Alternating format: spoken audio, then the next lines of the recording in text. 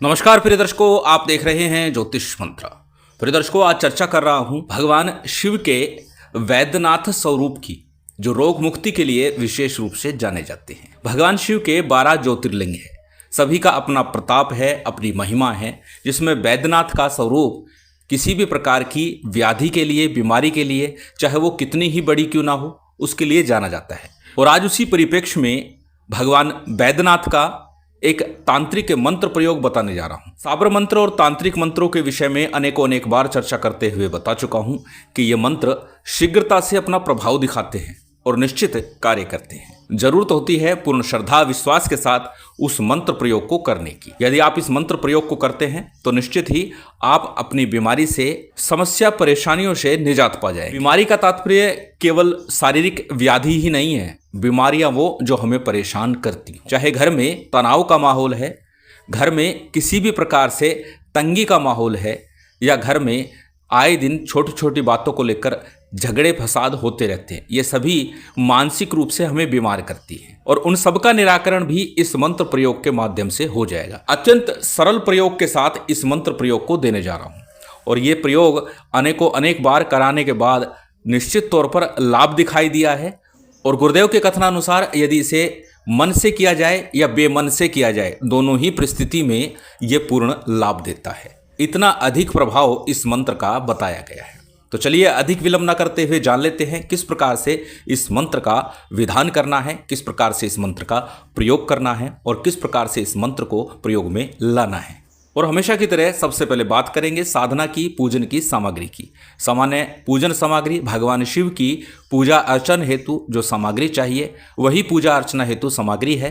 प्रथम दिन भगवान शिव के मंदिर में जाकर के सामान्य सा पूजन विधान कीजिए और फिर घर में रह करके इस मंत्र का विधान करना है। सामान्य पूजन सामग्री में गाय के घी का शुद्ध दीपक हो, अक्षत पुष्प पीले या श्वेत रंग के, या फिर आँख का पुष्प हो, धतूरा हो, बेलपत्र हो, नाग केसर हो, दूध दही घी शहद बूरा, ये सभी पंचामृत की वस्तुएं भी साथ में लेनी है।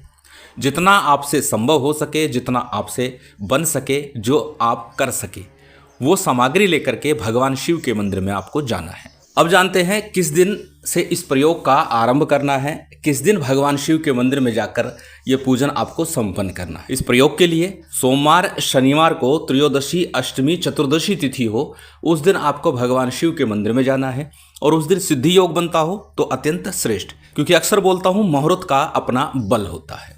तो उस दिन भगवान शिव के मंदिर जाइए, यथाविधि यथाशक्ति भगवान शिव का, शिव परिवार का पूजन कीजिए। जो भी सामग्री लेकर के गए हैं उससे आपने पूजन संपन्न करना है। और पूजन के उपरांत में भगवान से क्षमा प्रार्थना करनी है, निवेदन करना है कि किस परेशानी से आप ग्रस्त हैं, और उस परेशानी से निजात पाने के लिए, उस परेशानी से मुक्ति पाने के लिए आप भगवान से निवेदन कीजिए कि मैं ये प्रयोग करने जा रहा हूँ, उसमें मुझे सफलता मिले, मेरे घर से, परिवार से, या मुझ में जो बीमारी है वो ठीक हो जाए। जो भी समस्या है उसका आपको निवेदन करना है और फिर घर आ जाना है। घर आकर के उत्तर या पूर्व मुख होकर के आपको ये प्रयोग संपन्न करना है। किस प्रकार करना है? रात्रि काल में, संध्या काल में या फिर प्रातः काल, तीनों ही समय में इस प्रयोग को आप कर सकते हैं। जब भी आपका समय लगे, जैसी आपकी व्यवस्था बने। और बार बार एक चीज़ बोलता हूँ कि जब तंत्र की बात हो, प्रयोग की बात हो, तो समय और स्थान एक रखा जाता है। अब यदि आप सुबह करना चाहते हैं तो प्रतिदिन सुबह ही कीजिएगा, शाम को करना चाहते हैं तो प्रतिदिन शाम को कीजिएगा। यदि दोनों समय आपको समय लगता है तो दोनों समय ही कर लीजिए। अब यह आप पर निर्भर है कि आप किस समय और किस प्रकार से पूजन करेंगे।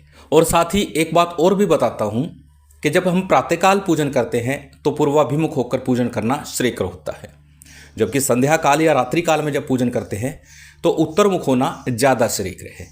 तो जिस भी दिशा में आप मुख करके बैठ रहे हैं उस दिशा में मुख करके बैठ जाइए। अपने सामने किसी चौकी पर, पट्टे पर, श्वेत वस्त्र के ऊपर भगवान शिव का विग्रह स्थापित कीजिए, माँ शक्ति के साथ में, गणपति के साथ में। और उसके बाद में सबसे पहले शुद्धि आचमन कीजिए। तिल तेल का या घी का कोई भी दीपक कर्म साक्षी के रूप में रखना है। श्रेष्ठतम होगा घी का ही दीपक हो, अन्यथा तिल तेल का प्रयोग कर सकते हैं। तो जो भी दीपक आपने रखा है कर्म साक्षी के रूप में, उसे प्रज्वलित कर लीजिए शुद्धि आचमन के बाद में। और उसके बाद में आपको संकल्प लेना है, क्योंकि भगवान शिव के मंदिर में आपने निवेदन किया है, प्रार्थना की है। अब आपको संकल्प लेना है कि आप मंत्र जाप कितना करेंगे, किस प्रकार से करेंगे, प्रातःकाल करेंगे, संध्या काल करेंगे, एक समय करेंगे, दोनों समय करेंगे, ये सारी चीज़ें संकल्प में बोली जाती हैं। तो संकल्प के लिए दाहिने हाथ में अक्षत, पुष्प, जल इत्यादि ले लीजिए और उसके बाद अपना नाम, अपना गोत्र, उस दिन का तिथिवार नक्षत्र बोलिए और अपनी कामना बोलिए कि किस कार्य हेतु आप ये प्रयोग संपन्न कर रहे हैं। बीमारी से पीड़ित हैं, मानसिक तनाव से ग्रस्त हैं, या फिर घर में कलह का वातावरण है, या फिर अन्य किसी प्रकार की समस्या घर परिवार में चल रही है, उसके लिए आपने भगवान से निवेदन करना है। और संकल्प करने के उपरांत में संकल्प का जल, अक्षत, पुष्प इत्यादि किसी थाली प्लेट में या गणेश जी के विग्रह के सम्मुख छोड़ दीजिए। सामान्य सा पूजन विधान प्रत्येक साधना सिद्धि के दौरान मैं बताता हूँ और निश्चित करना ही चाहिए। साबर मंत्रों में वैसे विशेष आवश्यकता नहीं होती, परंतु वैदिक और तांत्रिक मंत्रों में पूजन करना शेकर होता है। अब सबसे पहले हमेशा की तरह पंचदेवों का पूजन करना है। गणपति का, गुरु का, कुलदेव, पितृदेव, स्थान देव, इन पंचदेवों का पूजन कीजिए, ध्यान कीजिए, निवेदन कीजिए, प्रार्थना कीजिए जिस प्रयोग को करने जा रहा हूँ वह सफल हो, सिद्ध हो, पूर्ण हो। इसके बाद में भगवान शिव शक्ति का पूजन कीजिए। शिव शक्ति के पूजन के साथ ही भैरव जी का सामान्य पंचोपचार रीति से या जो भी सामग्री आपके पास है, भगवान भैरवनाथ जी का आह्वान पूजन संपन्न कीजिए। पूजन जब सभी का संपन्न हो जाएगा उसके बाद में एक माला गणेश मंत्र और एक माला गुरु मंत्र की करनी है। गणपति मंत्र के रूप में ओम गंग गणपते नमः, ओम गणेशाय नमः, ओम वक्रतुंडाय नमः, गणेश जी के किसी एक नाम का आपको एक माला का जप करना है। यदि बात करें गुरु मंत्र की तो गुरु दीक्षा के समय मिला हुआ मंत्र गुरु मंत्र कहलाता है। यदि आपने गुरु दीक्षा नहीं ली है, गुरु नहीं बनाया है, तो उस परिप्रेक्ष्य में भगवान शिव के ही पंचाक्षरी मंत्र ओम नमः शिवाय का जप कीजिए, अथवा हमारे गुरुदेव द्वारा दिया गया गुरु मंत्र ओम परम तत्वाय नारायणाय गुरुभ्यो नमः, इस मंत्र का जप कर सकते हैं गुरु मंत्र के रूप में। एक एक माला का जप गणेश मंत्र गुरु मंत्र का किया और उसके बाद में आज का जो मूल मंत्र है इसका आपको 11 माला का जप करना है। अत्यंत सरल और छोटा सा ये मंत्र है और 11 माला में बहुत अधिक समय नहीं लगेगा। मंत्र जपने से पूर्व अपने सामने किसी कटोरी के अंदर पीतल की हो, तांबे की हो ज़्यादा श्रेष्ठ है, चांदी की हो अत्यंत श्रेष्ठ है, अन्यथा जो भी आपके पास है स्टील आदि की वो ले सकते हैं। और उसके अंदर थोड़ा गंगा जल डाल के फिर जल डालिए और उसे अपने सामने रखिए चौकी पट्टे के ऊपर ही, और फिर इस मंत्र का 11 माला का जप कीजिए। प्रथम दिन से ही आपका प्रयोग आरंभ हो जाता है। प्रयोग किस प्रकार करना है जानेंगे। प्रथम जानते हैं उस विशेष खास मंत्र को। मंत्र आपकी स्क्रीन पर है, स्क्रीनशॉट ले सकते हैं, किसी कॉपी नोटबुक में नोट कर सकते हैं। मंत्र को एक बार बोल करके बता देता हूँ। मंत्र इस प्रकार है, ओम ब्रह्म वैद्यनाथाय ब्रह्म रोग मुक्ताय फट, ओम ब्रह्म वैद्यनाथाय ब्रह्म रोग मुक्ताय फट, ओम ब्रह्म वैद्यनाथाय ब्रह्म रोग मुक्ताय फट। जैसे बताया अत्यंत सरल मंत्र है, छोटा सा मंत्र है और निश्चित याद भी हो गया होगा। और बार बार बोलता हूँ, जब मंत्र याद हो जाए उसके बाद ही साधना में रत होना चाहिए, साधना में बैठना चाहिए। जब 11 माला का जब पूर्ण हो जाएगा उसके बाद भगवान की आरती कीजिए। आरती के बाद सामान्य जो भी भोग है, मिश्री का ही हो, गुड़ का हो, कुछ भी हो, जो वो भोग भगवान को अर्पित कीजिए, क्षमा प्रार्थना कीजिए, समर्पण कीजिए, आसन को प्रणाम कीजिए और साधना से उठ जाइए। अब जो जल कटोरी में रखा हुआ है उसका प्रयोग क्या करना है। यदि आप स्वयं रोग से पीड़ित है तो इस जल को पी लीजिए। यदि परिवार का कोई अन्य सदस्य है तो उसे पिला दीजिए। यदि घर में अशांति रहती है तो इस जल को छिड़क दीजिए और थोड़ा सा जल बचा लीजिए, उसे द्वार के दोनों ओर गिरा दीजिए। और इस प्रकार ये प्रयोग आपको नित्य कम से कम 11 दिन करना है। जितना करेंगे उतना श्रेष्ठ होगा। और बार बार बोलता हूँ, अधिकस्य अधिकम फलम, जितना करेंगे उतना श्रेष्ठ होगा। अत्यंत सिद्ध मंत्र है और निश्चित इसका प्रभाव आपको प्राप्त होगा।